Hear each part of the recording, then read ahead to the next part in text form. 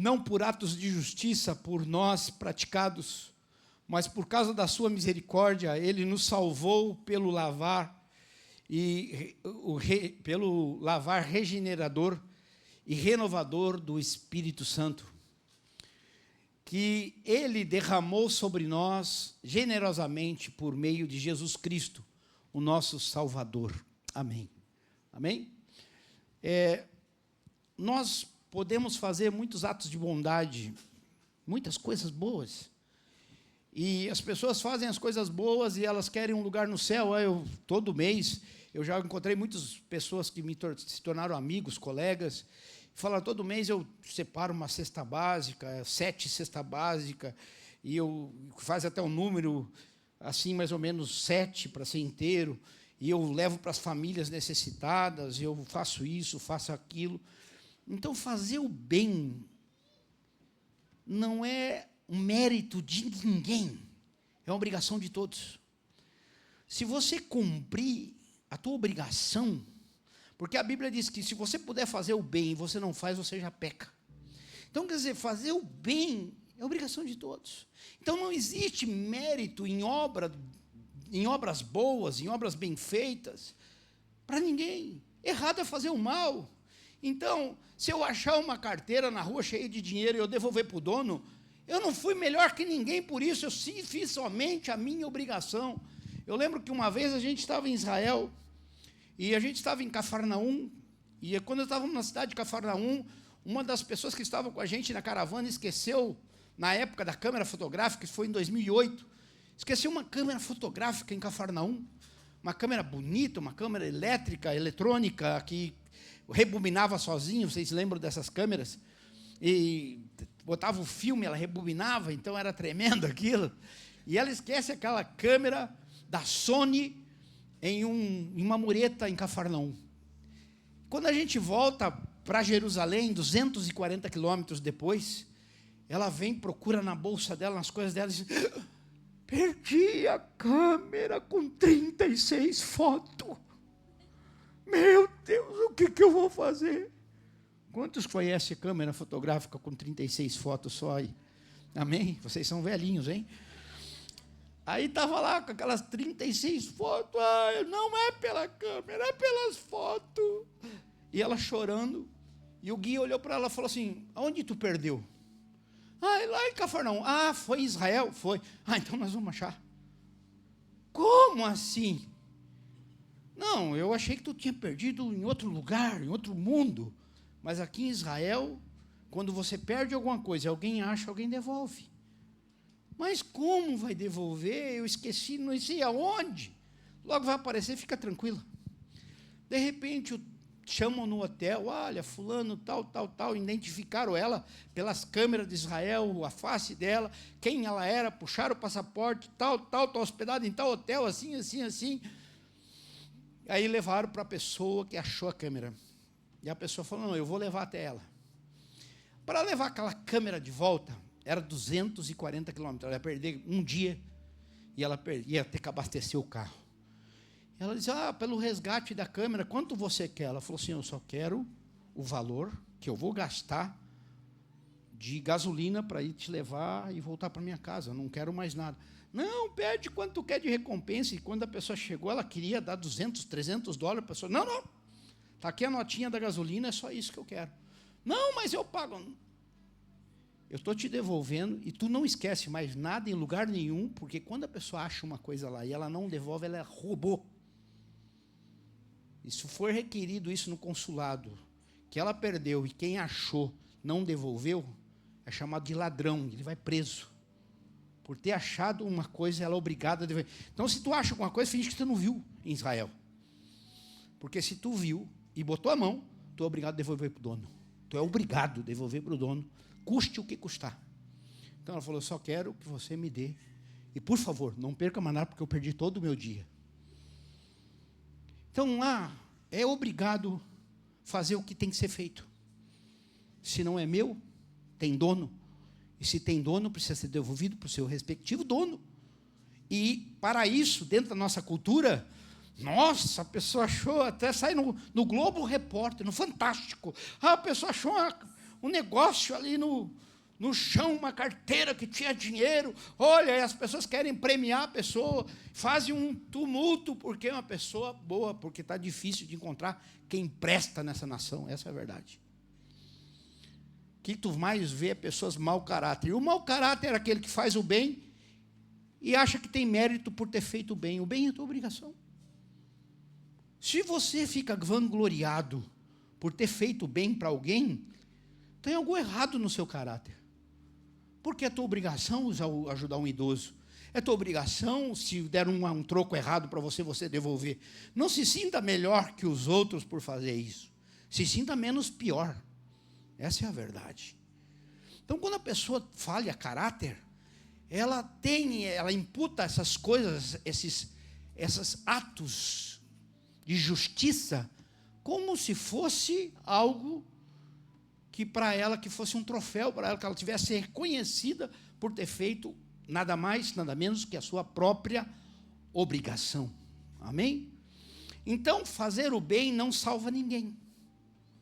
Porque fazer o bem é a nossa obrigação. Olha para o teu irmão e diz assim: ninguém é salvo por fazer o bem, mas é condenado por fazer o mal.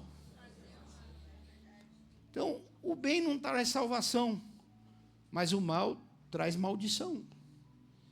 Mas a salvação, ela vem por Cristo Jesus. É Ele o nosso Salvador. É através dele que nós somos salvos. E é por Ele e para Ele que nós somos salvos.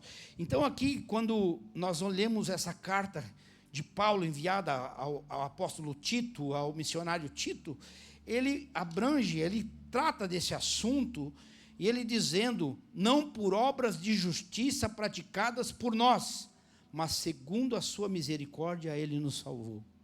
Então somos salvos pela misericórdia de Cristo, não pelo tzedeque que a gente pratica, ou seja, o ato de justiça que a gente pratica. E fazer justiça é obrigação nossa. Não é a justiça que o homem entende como uma justiça de justiceiro, como uma vingança, mas a justiça do que é justo. Isso chama-se de tzedeque. Então, quando a gente vai lá, principalmente nessa data que eu fui em fevereiro, os jovens ficam no muro e eles oram pela gente. E a gente para lá, eles começam a colocar a mão na nossa cabeça e orar. Os judeus vão lá, com aquela barba, com aquele chapéu, com seu talite, e eles começam a colocar Yervereche, Xavier, Shuneka, Merecha, Eshenu, Shunekar. E ora para a gente e diz que a luz do Senhor resplandeça sobre ti e te dê a paz. E ele olha para nós e assim, diz assim para nós: Tzidaká. Significa, faça justiça agora. Quer dizer, se eu orei te abençoando, me abençoa com uma porção. Me dá alguma coisa, me dá uma oferta. Então a gente vai lá e dá uma oferta de $10. E a gente acha aquilo no começo meio estranho. Mas por que vem orar? E todo mundo vem orar com interesse de ganhar dinheiro. Daí eles mostram o que eles fazem. Eles oraram e liberaram uma palavra de bênção sobre nós. E toda semente, ela tem seu valor depois de uma justiça, porque sem justiça a semente não tem valor. Então, se eu semeio com justiça também eu colho. Então, se ele semeou na minha vida com justiça, orando por mim, e fazendo justiça, que me abençoando, nada mais do que certo é eu retribuí-lo com as bênçãos que Deus já tem colocado em minha mão. Então eu devolvo a Ele em forma de bênção. Daí eles começam a mostrar o que eles fazem com as ofertas que foram dadas. Irmão, nós cuidamos de orfanato, de crianças, disso, daquilo. E por ter orado por você, e você recebido a bênção, e você feito justiça, agora, para selar a sua justiça, a sua oferta vai para os pobres. E aí é feito de Tzedaká, para que não haja pobres em Israel, é feito isso. E todos nós, com muita alegria, ofertamos. Eu fiz muitas ofertas em fevereiro lá, e eu não fiz mais do que a minha obrigação. O que a mão direita dá, que a esquerda não saiba. É assim que funciona a palavra de Deus. Mas eu quero discorrer essa palavra agora e contar a história do filho do rei para você. Diga comigo, filho do rei. Conta-se uma história que nasceu num palácio, de um grande rei. Durante muitos anos viveu, esse menino nasceu, e foi roubado e viveu longe do império. Durante muitos anos, essa criança foi criada em um bairro distante, em um lugar distante, no meio dos plebeus. Foi criado o filho do rei. E quando de repente, certo dia, o rei encontrou o filho dele de volta, e os súditos levaram esse menino até a presença do rei. E chegaram e falaram para o menino: você sabia que você é filho do rei? E o menino disse: eu não sabia. Pode ser, mas eu não tenho roupas de rei, eu não tenho dinheiro de rei, e eu não tenho aparência de rei. Eu não pareço um príncipe, eu não tenho nada como um príncipe, eu não sei falar como um príncipe, eu não sei andar como um príncipe, eu não sei montar em um cavalo como um príncipe. Eu não sei se eu sou filho do rei. Mas na verdade não dependia do que ele fazia, dependia do que ele era. Diga assim: não depende do que eu faço. Diga: depende do que eu sou. Diga comigo: não depende do que eu me aparente ser. Depende de quem realmente eu sou. Então, a verdade não dependia de quem era ele, mas sim quem era o seu pai. Isso determinava quem ele era. Porque quando a gente entende isso, é muito importante para nós. Se você entender quem é seu pai, você entende quem você é. E aí você não precisa ficar se validando com ninguém. E aquela criança foi levada, e quando ele foi levado na presença do rei, ele não recebeu uma herança porque ele trabalhou, ele não recebeu a coroa de príncipe porque ele lutou contra um império todo, ele não conquistou a coroa de maneira heróica, mas ele conquistou através da herança. Assim é a nossa vida. Nós não conquistamos a salvação através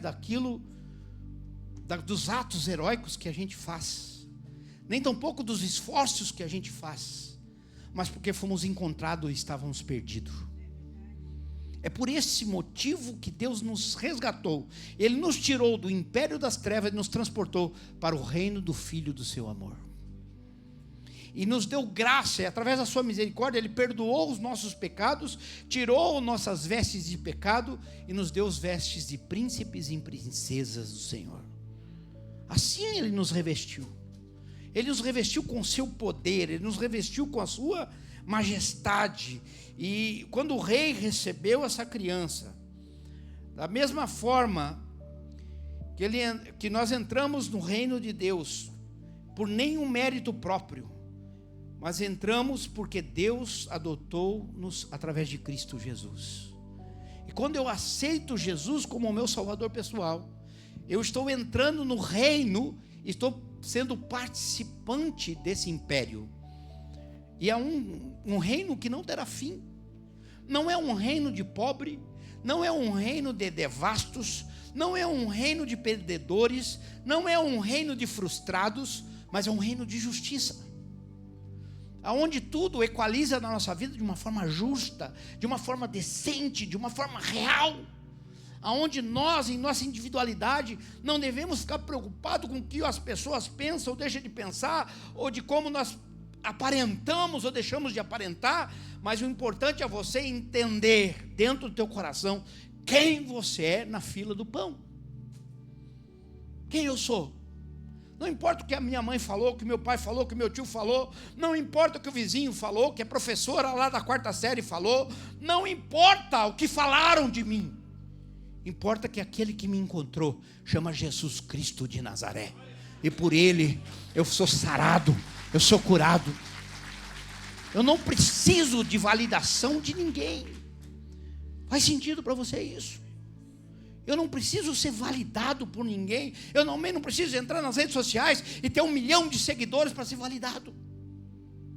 Eu preciso saber quem eu sou, que eu aceitei Jesus e que Jesus morreu na cruz por mim e pagou todos os meus pecados e todas as minhas dívidas e todos os meus erros e todas as minhas falhas e todos as minhas mazelas, tudo, a cruz foi suficiente.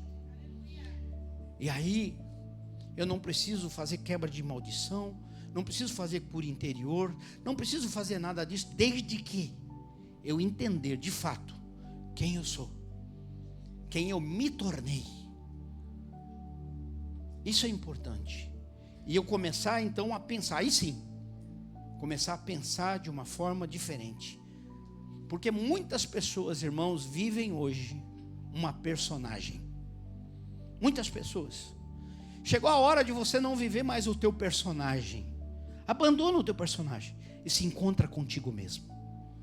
Diz, eu não quero mais viver o personagem daquele Wagner tal, daquele tal que plantou um personagem que todo mundo quer que você veja, que as pessoas te veem daquela maneira que você acredita que seria melhor, ou você fica aparentando, querendo aparecer com alguém da internet, ou aparecer com alguém da mídia, ou aparecer com alguém de sucesso. Não, eu quero aparecer com aquele que na cruz do Calvário me resgatou. E eu quero viver o que ele prometeu para mim.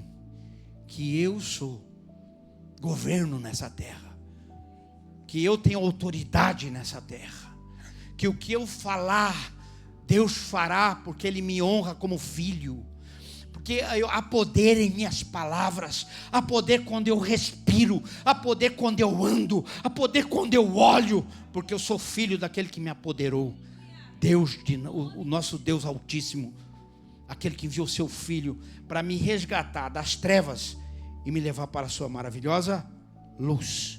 Diga assim para o teu irmão aí do lado, diga, eu sou luz. Amém ou não amém? Então não deixe jamais que a luz que está em você se apague. Entende quem você é. Então a salvação não vem das nossas obras. A salvação vem daquilo que o Senhor fez por nós na cruz. E é isso que eu tenho que entender, que eu não vou nunca conquistar nada através das minhas obras, dos atos de bondade. Isso eu devo fazer simplesmente com muita naturalidade, porque eu não sou filho das trevas, eu sou filho da luz. Então aonde eu estou, minha palavra não é treva, o meu olhar não é treva, meus pensamentos não são trevas, as minhas maneiras de julgar as pessoas não são trevas, eu não devo julgar ninguém. A Bíblia diz isso, que eu tenho que olhar para todo mundo com misericórdia e amor, que eu tenho que suportar os meus irmãos. A Bíblia diz que eu tenho que falar bem daqueles que falam mal de mim, que eu tenho que orar pelos meus inimigos. A Bíblia diz que se eu fazendo assim, eu me torno filho do Deus Pai. Então basta isso para mim.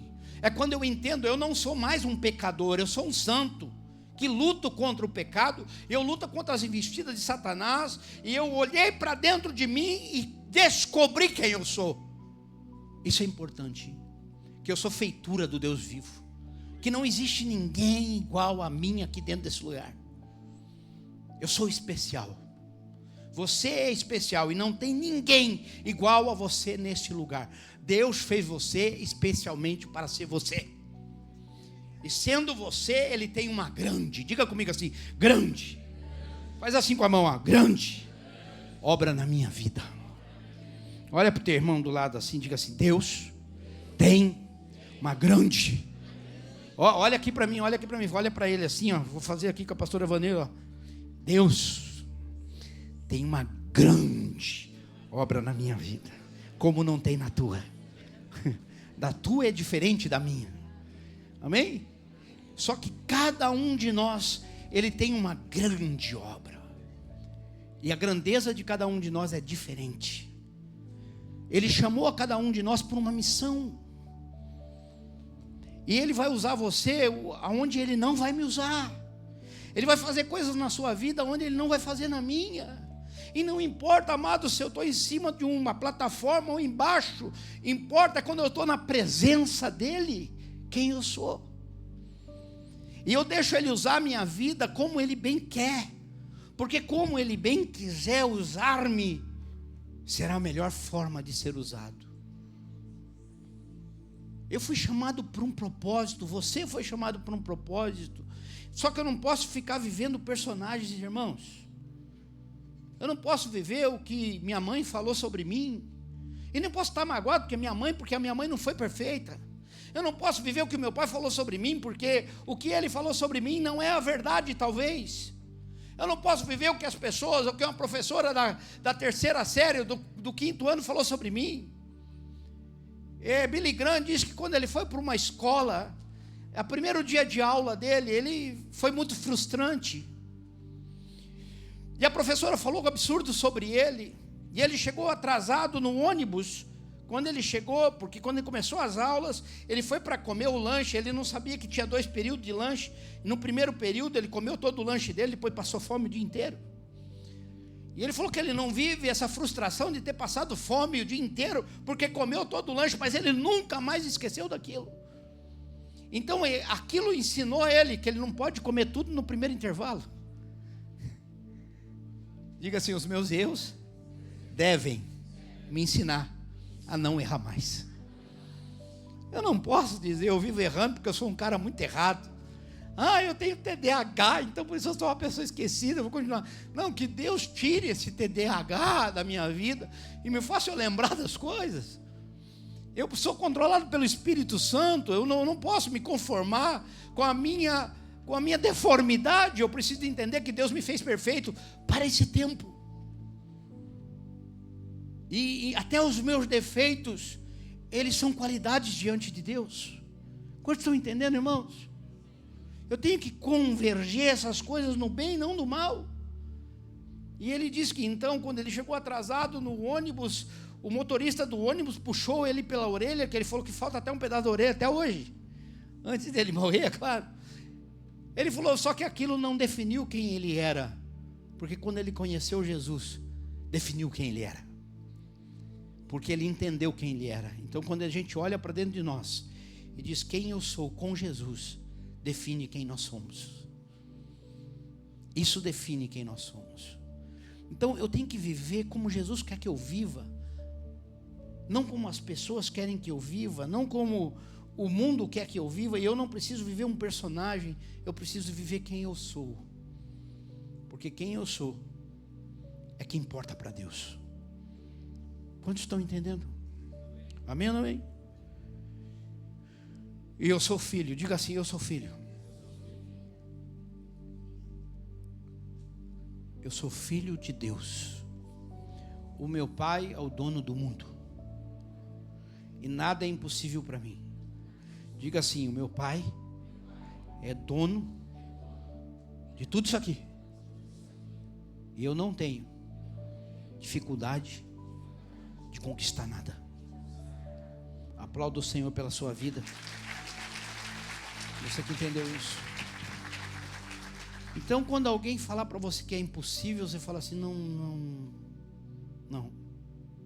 não existe impossível. Porque o meu pai falou que nada é impossível ao que crê.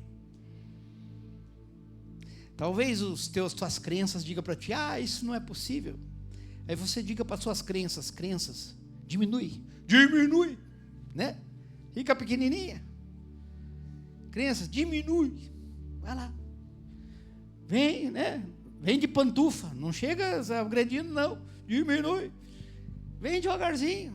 Porque se Deus falou para mim que nada é impossível na minha vida, isso significa que, para o que crê, nada é impossível.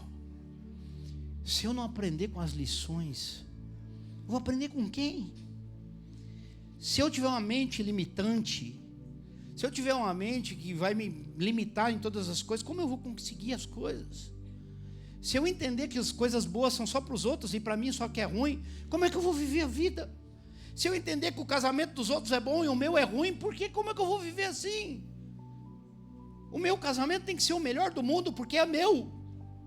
Os meus negócios têm que ser os melhores negócios do mundo, porque é os meus negócios. Os meus filhos têm que ser os melhores filhos do mundo, porque são os meus filhos. A minha casa tem que ser a melhor casa do mundo, o melhor lugar para eu ficar, porque é a minha casa que Deus me deu. Então, se eu entendo isso, eu começo a entender que eu não era e não vou ser. Porque Deus não era e nem vai ser. Ele é. E eu sou filho de quem? Do eu sou. Então eu souzinho. Amém? Porque filho de gato é gatinho, filho de cachorro é cachorrinho, filho de elefante é elefantinho, filho de leão é leãozinho, e filho do eu sou é eu souzinho.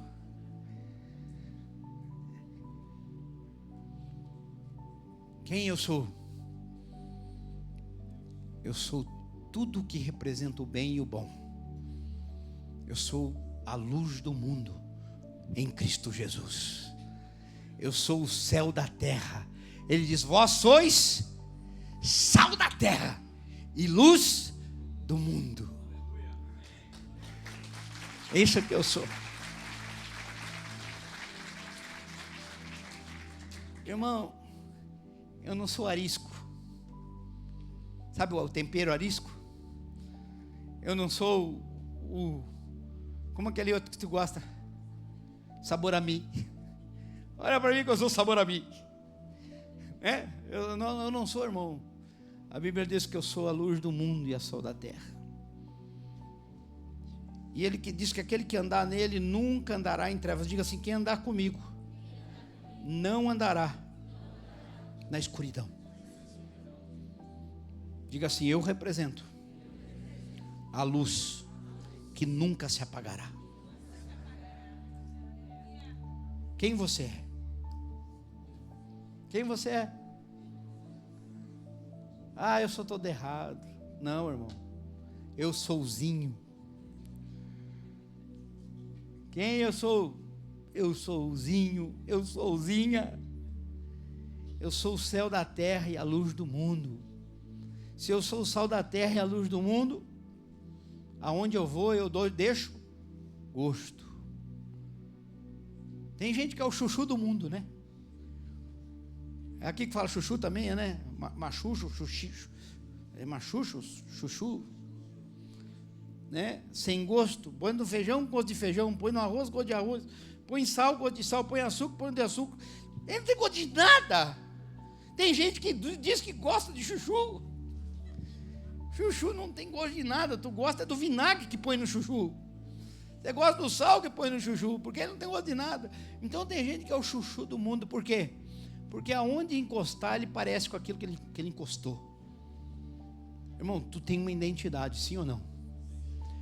Mas você precisa se descobrir e falar assim: cara, eu não sou isso que eu acredito que eu sou. Eu sou muito melhor do que eu sou. Eu posso muito mais do que eu penso que posso. Mas o homem é aquilo que ele pensa. E o que você pensa de você é o que você é. Mas como eu posso pensar de mim melhor, pastor? Eu tenho que pensar o que a Bíblia fala sobre mim. E o que a Bíblia fala sobre mim? Que eu sou o sal da terra e a luz do mundo. E que se eu andar na presença dele e estiver ligado nele e ele em mim, eu dou muito fruto. Isso foi o que o Estevão pregou aqui semana passada. Diga assim: eu sou frutífero também. Diga assim: além de ser sal da terra, a luz do mundo, eu sou um ramo que está ligado na videira e que dá muito fruto. Diga: onde eu boto a mão, prospera. Diga: onde eu boto a mão, cresce. Diga: onde eu boto a mão, tem alegria. Diga: onde eu boto a mão, tem milagre. Diga: onde eu boto a mão, as coisas espetaculares acontecem. Diga: esse sou eu. Aplauda a sua vida. Esse é você. Isso é o que a Bíblia diz sobre você, não é o que eu digo. Não é o que tua mãe falou, que teu pai falou, que teu patrão falou. Não é o que as pessoas falam de você. É o que a Bíblia fala de você. E a Bíblia fala isso de ti.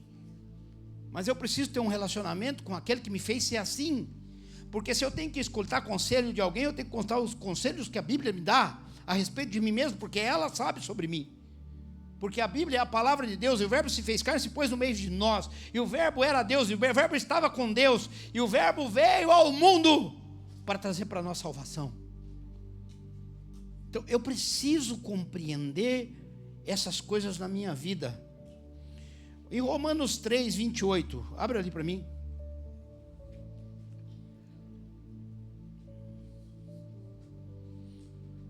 Concluímos, pois, que o homem é justificado pela fé, independentemente das obras da lei. É porventura Deus somente dos judeus? Não é também dos gentios, e sim também dos gentios? Visto que Deus é um só, o qual justificará por fé o circunciso e, mediante a fé, o incircunciso. Diga assim: eu sou justificado pela fé. O que é fé? Sabe o que é fé? Você tem a resposta do que é fé? Alguns que andam comigo há mais tempo sabem exatamente o que é fé. Fé é igual à palavra amém. Amém é uma palavra igual a fé. Significa emunar. Quando eu falo fé, que eu tenho fé, eu digo que eu tenho confiança e conheço a fidelidade de Deus. E também sou fiel com Ele. Então a fé é a confiança que eu tenho em Deus. Então eu sou justificado por aquilo que eu confio. Eu não sou justificado por aquilo que as pessoas pensam, mas pelo que eu confio. E eu confio que Jesus morreu na cruz por mim, para que me livrasse de todos os meus pecados. Por isso, então, eu não sou um pecador. Eu sou alguém onde Deus ouve. E eu tenho livre acesso à sala do trono pela fé. E essa é a minha circuncisão. Quantos estão entendendo? Então, tudo que eu pedir no céu vai acontecer na terra. Diga comigo: tudo que eu pedir no céu vai acontecer na terra. Diga, porque essa é a vontade de Deus. Então eu preciso entender que pela fé eu vou mover montanhas. Agora, se eu não tenho fé, eu não movo nada. Porque eu não tenho fé, porque eu não tenho confiança. E pela minha confiança eu vejo as coisas acontecerem. Quando eu sou confiante. Mas quando eu não sou confiante, quando eu não confio, as coisas não acontecem. Por quê? Simplesmente porque as minhas crenças me barram. Tem pessoas aqui que são cheias de crenças, porque as crenças são colocadas no nosso coração desde que a gente nasce.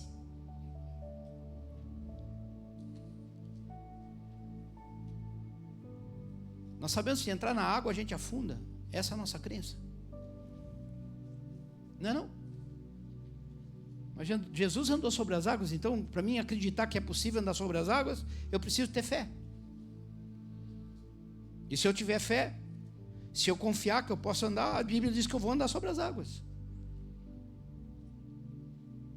Mas como isso é difícil falar com vocês, porque todos vocês estão pensando assim: não, pastor, a água a gente afunda. Mas Jesus andou sobre as águas e mandou também que Pedro andasse sobre as águas, e Pedro andou sobre as águas até que ele perdeu a confiança e ele afundou. E Jesus pegou ele pelas mãos e falou: homem de pequena emunar, pequena confiança. Você confiou só um pouco, você não confiou o suficiente para continuar andando. E esse é um problema, porque as crenças tomaram a Pedro. E quando as crenças nos tomam, as crenças nos limitam. E essas limitações da crença é que nos faz ser pequenos. E quanto mais crenças nós temos nas coisas possíveis, menos a gente conhece o impossível de Deus. Então eu preciso de aumentar e saber que tudo é possível ao que crê. Diga comigo: tudo é possível ao que crê. Então Jesus na cruz do Calvário anulou qualquer possibilidade de alguém dizer: eu me salvei sozinho, no céu, e no céu ninguém dirá: eu cheguei aqui porque fui o melhor. Ninguém vai para o céu porque aqui é melhorzinho. Aquele fulano vai para o céu. O apóstolo lá, ele vai para o céu porque ele é o apóstolo da igreja. Irmão, quem sabe, né? Nem só eu sei que eu vou para o céu. Mas olha, não vai ser fácil. Eu estou lutando todo dia. Eu acredito mais fácil você entrar no céu do que eu. Porque quanto mais lhe é dado, mais lhe é cobrado. Então, como eu vou entrar no céu? Só acreditando que eu já fui salvo em Cristo Jesus. E é por essa fé que eu sou salvo. João 3,3, eu vou terminar, porque senão nós vamos alongar demais aqui. Eu tenho uma palavra enorme hoje, eu não posso continuar. Vamos lá. Na próxima oportunidade que eu receber nessa igreja, eu termino essa palavra, amém? A isto respondeu Jesus: em verdade te digo que se alguém não nascer de novo, não pode ver o reino dos céus. Diga comigo: nascer de novo. Irmão, pede para Deus fazer um reset na sua vida. Vai para um lugar alto, fica um tempo sozinho, esquece que o mundo existe e entra para dentro de você e começa a dizer não às suas fraquezas. Começa a dizer não para as suas dores. Começa a dizer não para as limitações da sua vida. E começa a dizer: eu sou melhor que isso. Deus me fez melhor que isso. Não se pode colocar vinho novo em odre velho. Nem se pode costurar um pano velho com um remendo novo, porque não suporta. Mas se você fizer um reset na sua vida, falar assim, ó, eu quero tirar tudo isso aqui, e você sair de lá gigantado, dizendo assim: eu sou filho do Deus vivo. Eu não vou mais me sujeitar às limitações que a minha alma me colocou. Eu não vou mais suportar um derrotado dentro de mim. Está entendendo? Eu não sou um derrotado. Eu não sou um problema. Eu não sou um coitado. Eu não sou uma coitada. Eu não sou um depressivo nem uma depressiva. Eu não sou um doentinho nem uma doentinha. Eu sou o sal da terra e a luz do mundo. A gente tem que tomar cuidado, que hoje a neurociência diz que nós somos a criança. Aquela criança de 7 anos, ou que chegou até 7 anos, foi construída. E nós só trabalhamos com repetições. E até a nossa idade grande, nós repetimos o que fomos feito, criado e formado até os 7 anos de idade. A neurociência diz isso. Mas Jesus disse diferente. Jesus disse que as coisas velhas se passaram e tudo se fez novo. Eu não sou a criança que sofreu até 7 anos. Eu sou o homem que encontrou Jesus com 16 anos de idade. Eu sou o homem que voltou e encontrou a identidade de um príncipe. E eu vim para reinar na terra, não para ser cauda, mas para ser cabeça. Eu não nasci para ser um depressivo chorão que está arrependido porque minha mãe e meu pai destruiu eu com palavras ou com abandono. Eu não sou uma criança abandonada. Eu sou um adolescente encontrado. Agora, se eu aceitar, eu vou viver nas repetições da minha vida, porque eu vivo aquilo que construíram na minha alma, mas aquilo não é a verdade sobre mim. Quantos estão entendendo? Quantos estão entendendo? Existe uma verdade sobre mim, e essa verdade está escrita nesse livro. Se você vive alguma coisa que não está escrita aqui, você vive uma mentira. A palavra de Deus fala sobre nós e nos fez grandes. Simples assim. Deixa eu falar uma coisa para você. Você é muito inteligente. Você não é um burro. Você pode até não ter estudo, mas se você estudar, você aprende. Você pode até não falar em várias línguas, mas se você se dedicar, você vai aprender e ser um poliglota e falar 10, 20 línguas, só você querer. O problema é que você se convenceu e se conformou. E além de convencer, se conformou, você entrou num estágio de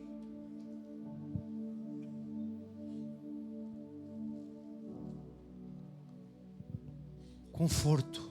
Estou confortável sendo o burro que todo mundo pensa que eu sou.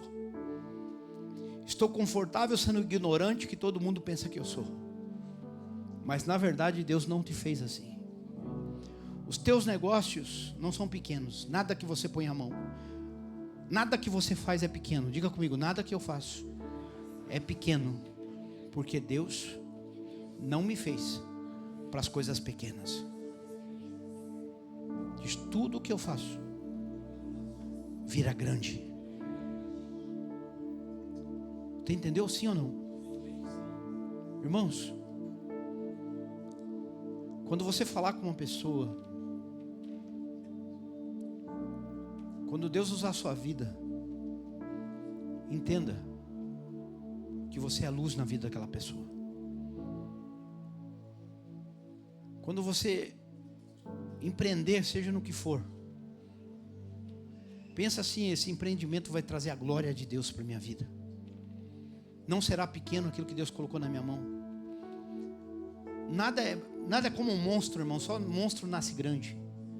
Tudo nasce pequeno, mas cresce. Porque Deus fez a natureza das coisas assim. Mas você tem que estar disposto a crescer. E falar assim, eu quero ter a estatura que Deus me vê. Porque eu sou filho do eu sou.